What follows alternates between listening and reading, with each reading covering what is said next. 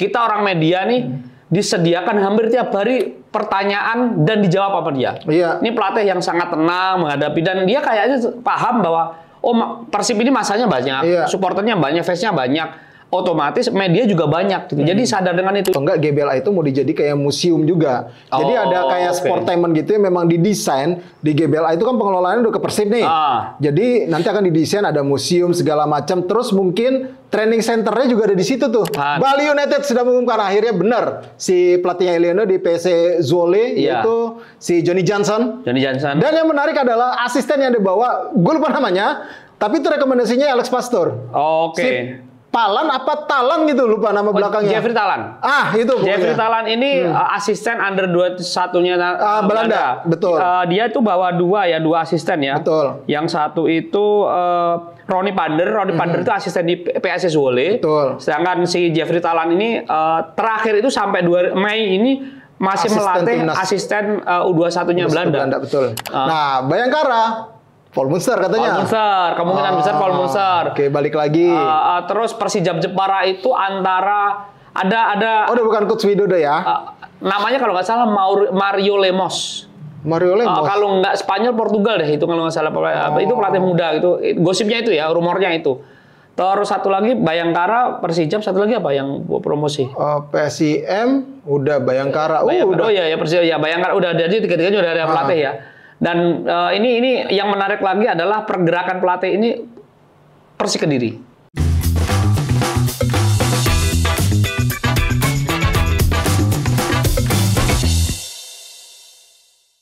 Welcome back to Discord, diskusi olahraga bareng Rais dan kembali bersama SD Resto. Yes. Akhirnya tuntas sudah kompetisi seluruh kasta di Indonesia. Kemarin 24 Mei ya. Terakhir Persib pesta juara. Luar biasa membludak tapi ada yang ternoda juga. Rumput ya? Rumput dan gawang. Dan ketangkep, Is. Ketangkep apa tuh? Yang ngambil ketangkep. Oh, yang ngambil ketangkep akhirnya? Ketangkep. Tapi diapain? Ini kan euforia ya?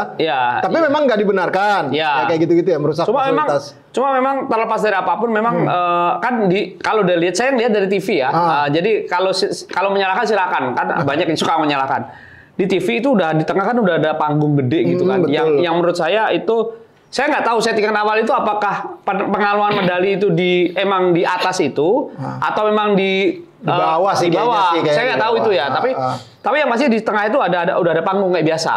Ada panggung biasa seperti itu. Terus biasanya kan di situ. Tapi ternyata pengalungan itu kayak kalau di Senayan zaman dulu. Iya, itu kayak di FA Cup juga. Kayak di FA Cup, kayak di Wembley gitu ya, kayak itu. Tapi kemarin kayak gitu. Nah, kayak gitu karena kalau nggak ya event 15 menit ya, lapangan udah penuh.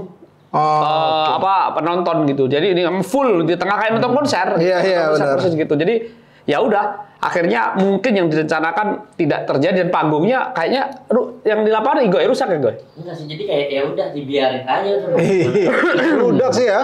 Membludak ya, tapi juga hebat ya. Maksud gua meluber tuh saat konvoy. Gokil tuh, harus gua akuin tuh.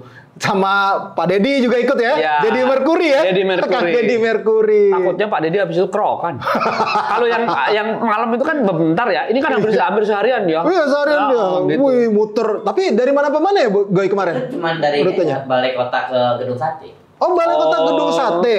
Tapi membludaknya gitu. Harus diakuin gokil. Kalau dibandingkan tahun lalu, ini rapi sih enak. Iya, karena udah ditata ya, emang udah dirapiin ya. Ya, karena memang disediakan pertandingan di hari Sabtu dan sengaja dimainkan di sore untuk besoknya konvoynya lebih soft gitu dan disiapkan itu. Tapi adik gua kondangan ke Bandung. Ya udah, tersendat gitu. Iya, pasti nggak bisa lewat kemarin. Tapi akhirnya bisa ke tempat kondangannya. Tapi ya mau apa lagi memang parade. Iya benar, emang lagi pesta dan ini menjadi pesta Bandung. Dan bagaimana dengan musim depan Persib nih wajahnya nih? Udah pasti Nick Kuipers, terus kemudian Ciro Alves, Kevin, plus di Luisinho Pasos. Iya, si David da Silva. Udah ngumumin ya? Katanya seperti itu. Ya udah 80% lah. Terus Tyron juga. Waduh. Franka juga. Franka udah ini kayaknya ya. Franka juga. Jadi artinya core tim ini keluar gitu. Iya, betul. Yang belum itu pemain lokal. Pemain lokal itu yang baru gosip adalah yang Edo. gosip Rahmat Duru yang kembali ke Persebaya. Kembali ke Persebaya katanya. Edo belum ada kabar perpanjangan kontrak ya. Kontraknya habis di musim ini. Rian Krujia juga demikian. Beckham juga kan habis musim ini. Beckham habis. Tapi katanya udah deal katanya. Kalau di Beckham sih kemungkinan aman sih besar gitu. Itu tapi itu yang apa ya ditinggal ya. Yang pasti mulai dari kiper sampai depan itu nyaris skornya nggak ada. Dari dua musim terakhir ya gitu. Jadi mulai Kevin Rey Mendoza, Nick Kuipers, Gustavo Franca, dua back yang jadi andalan ini. Terus di tengahnya ada siapa namanya Ciro di sayap, ada depan ada Tiron, ada David da Silva. Ini menurut saya Kocijan tetap. Kocijan belum tahu. Yang pasti antara Kocijan dan Castaner yang dipertahankan salah satu kabarnya seperti itu. Kalau Castaner sih kontraknya masih lama ya, masih 2026 kalau nggak salah gitu. Iya, yang pasti memang, tapi Bojan Hodak tetap tenang. Tenang. Dia biasa menghadapi ini, ada yang datang, ada yang pergi, gitu. Ada yang pergi, ada yang datang. Satu hal yang buat gue senang dari Persib musim ini adalah, atau 2 musim terakhir adalah, Bojan membuktikan bahwa dia pelatih yang mampu berkomunikasi dengan baik. Iya, betul. Di luar dengan timnya ya, dengan timnya, kita orang media nih disediakan hampir tiap hari pertanyaan dan dijawab apa dia. Ini pelatih yang sangat tenang menghadapi, dan dia kayaknya paham bahwa Persib ini masanya banyak, supporternya banyak, fansnya banyak, otomatis media juga banyak gitu. Jadi sadar dengan itu. Ini beda dengan Persija nih. Persebaya nih gue sebut aja nih, biarin karena gue merasakan seperti itu gitu. Merasakan kalau Persebaya sih nggak liputan langsung, tapi pas lawan mana ya, Malut di putaran pertama di waktu Malut masih di Jakarta, Pak Munster itu susah ngomong gitu-gitu. Manajemennya kenapa nggak ngingetin gitu loh. Terus Persija apalagi latihan kadang sebulan cuma bisa open 2-3 kali gitu-gitu. Jadi artinya ini juga bagi kita orang media itu kan butuh info ya, itu. Ya untungnya Persija terpuruk gitu, jadi nggak dicari-cari banget gitu. Kalau Persib kondisi kayak gitu, wah kasihan gitu. Karena Persib ini laku gitu di media gitu. Apapun itu, Bojan mampu memanage public speaking, public relation-nya juga baik banget untuk si Persib ini. Isu apapun dijawab loh, dijawab. Dengan tenang ya. Misalnya kemarin cedera, kemudian kemarin yang katanya dia slack sama Ciro. Taruh pemainnya juga gitu, suruh ngomong langsung. Terus Ciro juga ditanyain, kenapa lo nggak bertahan? Di situ kan ke blow up akhirnya kan. Maksudnya, ya hal-hal itu yang dibutuhkan dan harus dibutuhkan untuk diketahui masyarakat juga kita butuh gitu loh. Betul. Informasi seperti itu sebagai media. Dan satu lagi, jawaban dia itu berbau edukasi. Jadi sepak bola itu profesional itu wajar. Misalnya, taruhlah selisih uang itu wajar karena profesional. Jadi bukan hal yang loyalitas itu tapi sepak bola itu juga profesional. Betul. Jadi ketika kontrak lebih tinggi ya wajar, pemain-pemain di sepak bola itu wajar. Itu edukasi menurut saya gitu. Karena kadang-kadang nih orang kita nih perasaan sama profesional itu campur aduk gitu loh. Itu yang menurut gue nggak asik gitu. Tapi kalau Bojan Hodak buat musim ini plan belajar pemainnya kayak bakal gimana kalau kata lo? Kalau dari rumor sih lokalnya sih Alfredo Dewangga. Oh iya, katanya. Ini penting, pemain ini penting karena pemain ini bisa di tengah, bisa di belakang. Utility player lah. Atau jadi back tengah. Back tengah bisa, bahkan bisa back kanan atau back kiri gitu. Ini santernya yang dari tim PSIS yang terdegradasi gitu. Itu si Alvin Dewangga, terus yang belum gue ketahui itu kiper ya. Apakah cari kiper yang sepadan dengan Kevin Rey? Karena sebenarnya Kevin Rey Teja itu hampir sepadan ya sebenarnya. Apakah cari yang sama seperti itu? Terus di depan khususnya karena ini ada tiga pemain ya, Tiron, Ciro sama David ini kan 3 pemain yang bisa dikatakan 2 musim terakhir jadi core. David da Silva musim lalu top skor. Sekarang Tiron top skornya. Ciro ini raja asis, solusi ketika timnya ini butuh seperti itu. Luciano Gaececa yang dari lucu itu ya. Itu yang dari Malaysia itu, yang dari Perak itu kabarnya merapat ke situ. Terus ada lagi striker dari kalau back itu kabarnya ada salah satu back dari Iran gitu. Kabarnya sih seperti itu, rumor-rumornya seperti itu sih. Jadi tapi mungkin dalam waktu 2 minggu ini akan soft dulu nih. Mereka berlibur dulu. Nikmatin dulu ya. Yang kerja kan cuma Beckham karena di timnas kan. Iya benar. Jadi yang lain sih santai. Sama Kakang lagi lawan MU. Iya, masih Malik ya. Lagi lawan MU nih, kita syuting malamnya lawan MU. Berarti nanti Onana kayaknya dibobol Malik Rizaldi. Wih, ngeri banget. Onana dibobol Malik Rizaldi. Tapi Yang menarik lagi adalah soal Persib ini, mereka akhirnya IPO seperti Bali United. Yes. Dia ngumumin tapi 2026 ya? 2026. 2026 ya. Padahal kalau gue nggak salah ini rencana udah lama loh sebenarnya. Udah lama, IPO. Tapi baru akhirnya bakal terrealisasi pada 2026. Bakal ini nggak? Kalau menurut lo, bakal anjlok nggak? Awal-awal kan kayak Bali United kan ya? Awal-awal up tuh. Tapi tiba-tiba nggak ngangkat sahamnya katanya. Parah 100 juta. 1 miliar. 100 miliar, 1 juta. 1 miliar, 1 miliar ya. 1 miliar ya. 1 miliar. 100. 100 miliar? Iya. Wah, iya. yang bener. 100. 1 miliar. Pokoknya itulah. Kasih lah. Nanti kita lihat lagi ya. Pokoknya parah langsung ditembak Pak Glenn kemarin di panggung itu. Bapak mau invest berapa? Sekian gitu kan. Nah ini menariknya dengan IPO ini kan ini kondisi tim sekarang kan berubah nih. Jadi ini kan walaupun baru tahun depan kan ini di antara musim yang baru kan gitu. Jadi artinya ini kan sebenarnya dua hal yang berbeda. IPO ini perusahaannya, tim-timnya, tapi kan tetap berpengaruh karena duitnya dari tim situ. kan dari situ. Jadi ini menurut saya akan menarik di ke depan. Kita tunggu Persib seperti apa. Secara tim dia akan memperbaiki atau menambal kepergian beberapa pemainnya, hasil pemain yang pergi. Tapi di klub dia udah harus berpacu dengan rencana besar mereka untuk menjual saham. Nah ini akan apakah ini berpengaruh? Apakah ini jadi tantangan atau jadi hadangan? Itu aja pertanyaan kedua yang akan jadi pertanyaan ke depan. Tapi yang pasti Persib ini kan tidak hanya sekedar juara, tapi target mereka musim depan kan Asia dan betul. Asia sendiri mereka harus lewat playoff di CL2. Nah, ini juga tantangan juga. Jadi dan Bojan Hodak ini sebenarnya ketika musim lalu sebelum membawa Persib juara juga ngomong musim depan bahwa ya Persib punya training ground. Ya betul. Banyak hal yang diminta dalam terus dia untuk kemajuan Persib karena dia selalu bilang Bobotoh sekarang sudah makin maju. Klub ini juga lebih maju lagi dan ini juga tantangan nih karena main di Asia juara bertahan, pemain banyak yang pergi. Terus mereka IPO, terus mereka harus menggendong Indonesia di Asia. Ini sebuah tantangan besar buat Persib, tapi saya percaya Persib bisa. Tapi waktu itu pernah gue dengar ya master plan-nya itu adalah di daerah dekat GBLA itu, atau enggak GBLA itu mau dijadi kayak museum juga. Jadi ada kayak sportainment gitu yang memang didesain di GBLA itu kan pengelolaannya udah ke Persib nih. Jadi nanti akan didesain ada museum segala macam, terus mungkin training centernya juga ada di situ tuh. Di kisaran situ tuh kalau nggak salah waktu itu. Atau ada di tempat lain gue lupa, ada sebuah tanah gitu udah disiapin gitu, udah bangun training center untuk Persib. Tapi yang pasti memang Persib sudah mengarah ke sana. Kalau misalkan dapat dana segar dari IPO, ini kalau misalkan kayak Bali United awal-awal itu dana segarnya nggak main-main, memang gede banget kalau dari IPO ya, orang naruh saham mau berapapun itu beli, ya. Gue bingung juga ya. Kalau rencana beli, kalau dari hitung-hitungan kalau menguntungkan bisa aja. Karena Bali United juga kayak gitu. Awal-awal memang heboh, banyak yang beli. Tapi kesininya, setahu gue waktu itu kan sempat drop tuh. Kalau nggak salah nama itunya bola ya. Kalau nggak salah bola ya.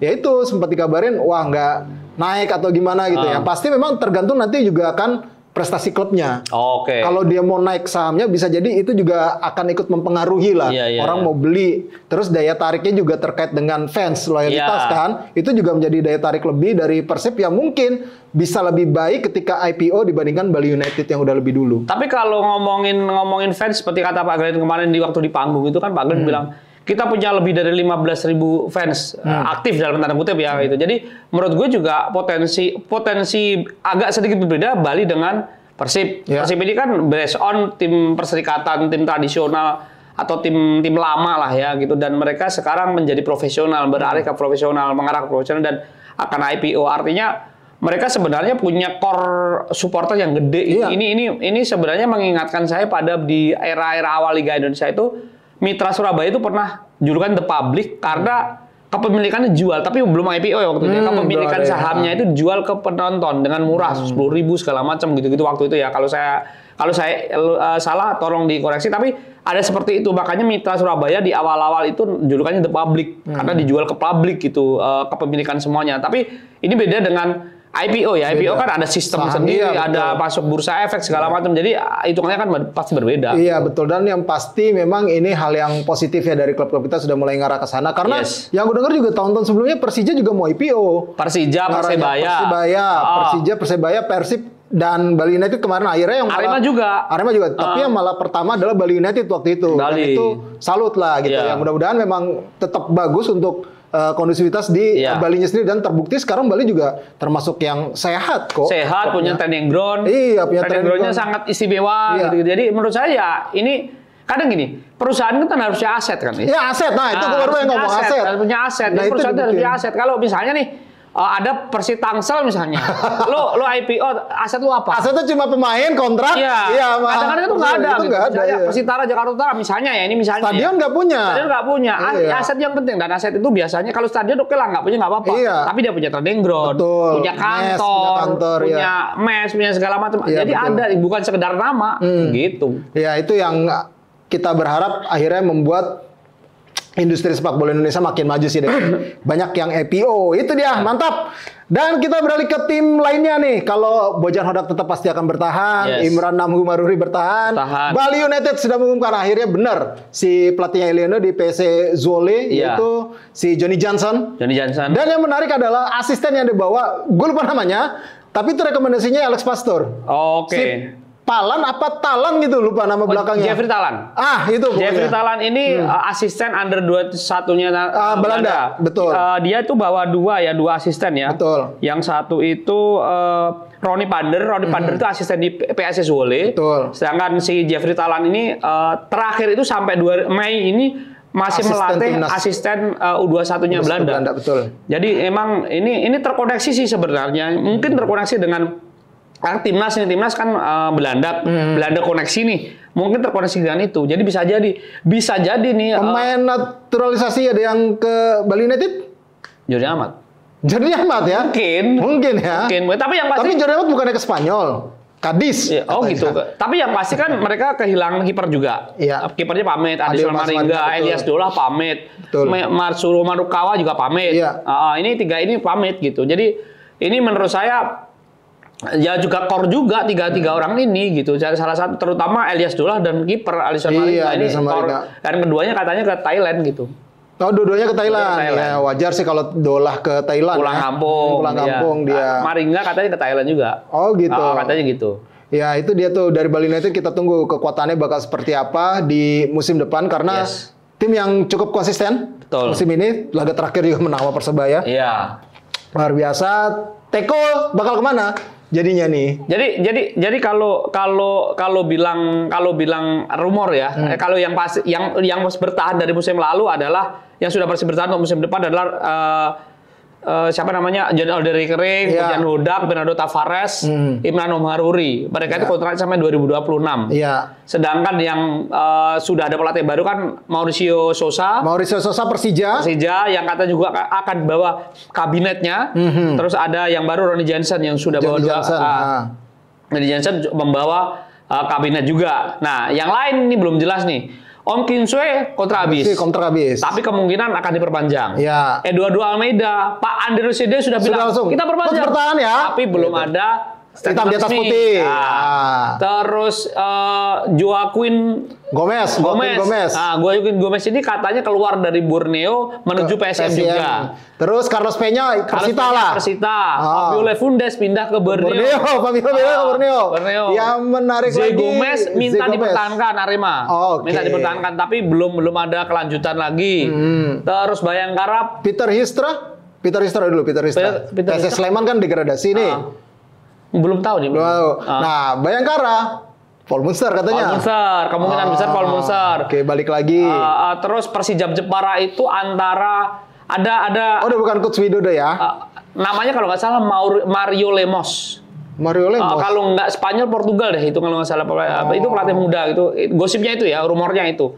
Terus satu lagi Bayangkara, Persijap, satu lagi apa yang promosi? PSIM udah, Bayangkara. Udah. Persijap ya, Bayangkara udah, jadi tiga-tiganya udah ada pelatih ya. Dan ini yang menarik lagi adalah pergerakan pelatih ini Persik Kediri. Mario Divado Alves kan sekarang.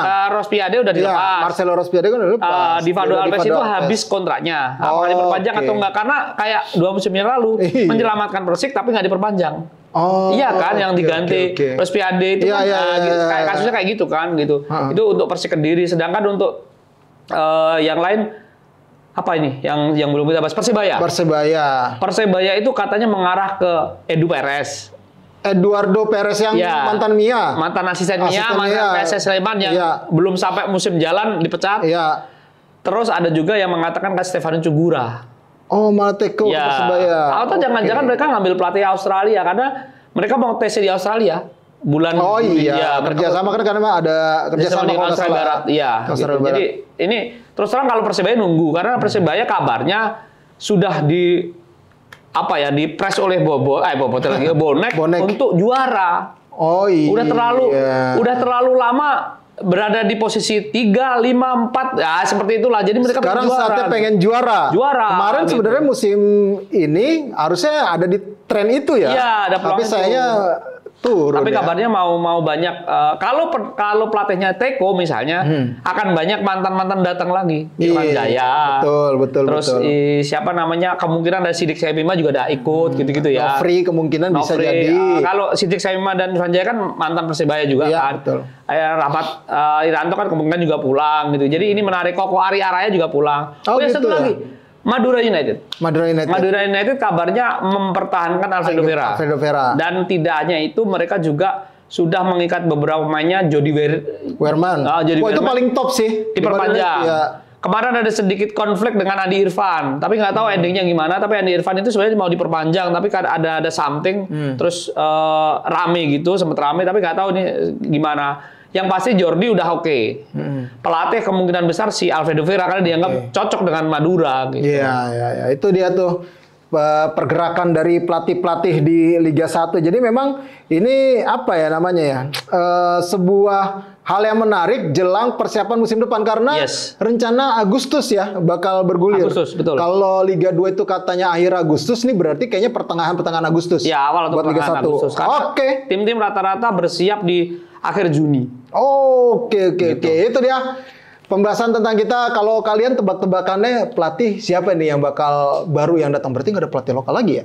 Cuma Imkus doang ya? Makanya tiba-tiba nanti Pak Erwin pelatih di mana gitu kan nggak tahu. Iya gitu. Ini nih yang menarik nih, kita tunggu nih pergerakan apakah akan ada pelatih lokal nanti yang akan berkiprah di Liga 1 lagi. Betul. Selain Coach Imran Nahumaruri. Jadi kita tunggu aja. Dan skor demikian dulu untuk pembahasan kita kali ini. Jangan lupa untuk follow sosial media dari Skor Indonesia, baik itu di X, Instagram, TikTok maupun di Facebook. Terus subscribe channel YouTube Skor Indonesia. Kita juga masih ada di Noise. Dan yang pasti minggu ini akan ada final Liga Champion. Bagaimana UEFA Conference League juga. Bagaimana sebelum dan sesudah final? Apakah juara baru muncul ataukah Inter menjadi juara? Hanya ada di Skor ID. Oke, dengan demikian gue Resatnan. Saya Resto. Sampai jumpa lagi.